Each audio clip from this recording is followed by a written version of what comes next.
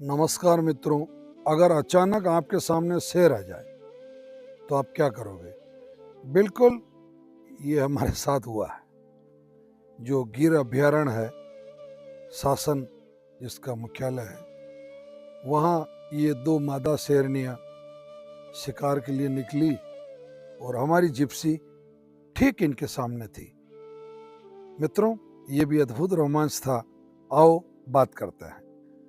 Gujarat state में सोमनाथ के पास 46 kilometre चलने पर यह सेंटर आता है जिसको शासन कहा जाता है, यानी कि सिंह भवन शासन। ये 3 जिलों में फैला हुआ जो गिर अभयारण्य है, ये उसके प्रमुख कार्यालय का सीन आप देख रहे हैं। इस तरीके से वहाँ जिप्सीज खड़ी रहती है, जिसमें आपको वहाँ से परमिट लेके सेंटर से और इन जिप्सियों में बैठ के आप यहाँ से सेपरेट जिप्सी भी ले सकते हैं। हमने यहाँ से अपनी यात्रा प्रारंभ की। कई यात्री हमारे साथ थे और उन यात्रियों के साथ जिप्सियों का एक रेला सा वहाँ निकलता है और यहाँ पर अलग अलग रूट जोन बना रखे हैं।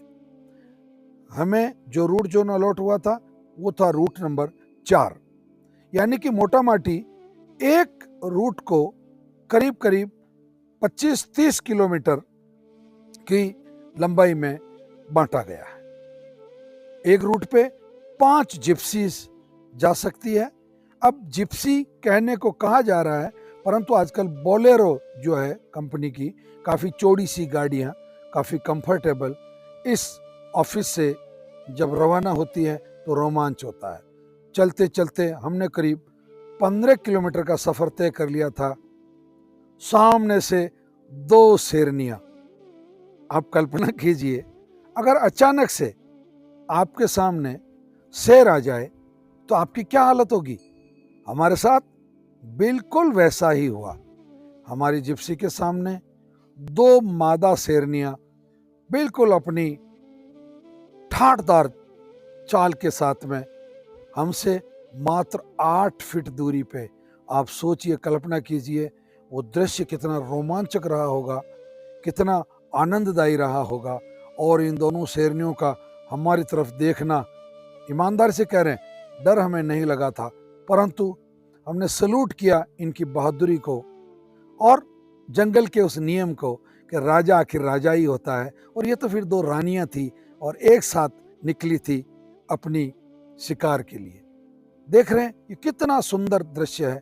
यहाँ इस 3 जिलों में फैले हुए इस गिर अभयारण्य में 2-3 बड़े बांध बने हुए हैं। ये जो बांध है, ये सोमनाथ को पेयजल आपूर्ति करने के लिए सबसे बड़ा सोर्स है।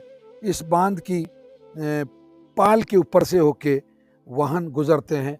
जंगल बहुत घना है मित्रों, इतना डेंस जंगल कि जहाँ आप अगर 40-50 फीट अंदर चले जाते हैं तो आपको कुछ भी नहीं दिखाई देता। इतना घना जंगल है, तभी तो यहाँ शेर रहते हैं। शेर के दर्शन के बाद हम बैठ गए इस मुख्य कार्यालय के शेर के सामने वाले उस जगह पे। जब हम वापस लौट के आए, वो दृश्य अद्भुत था, वो विचार अद्भुत थे, वो कल्पनाएं अद्भुत थी। और जो शेर के दर्शन हुआ तो मैं भी अनायास, मैं हंसराज चौधरी, मैंने भी दहाड़ने की कोशिश की और मैंने ये करके उस शेर के नीचे बैठने का जो अनुभव था वो बहुत अद्भुत था। मित्रों, सब्सक्राइब जरूर करें। धन्यवाद।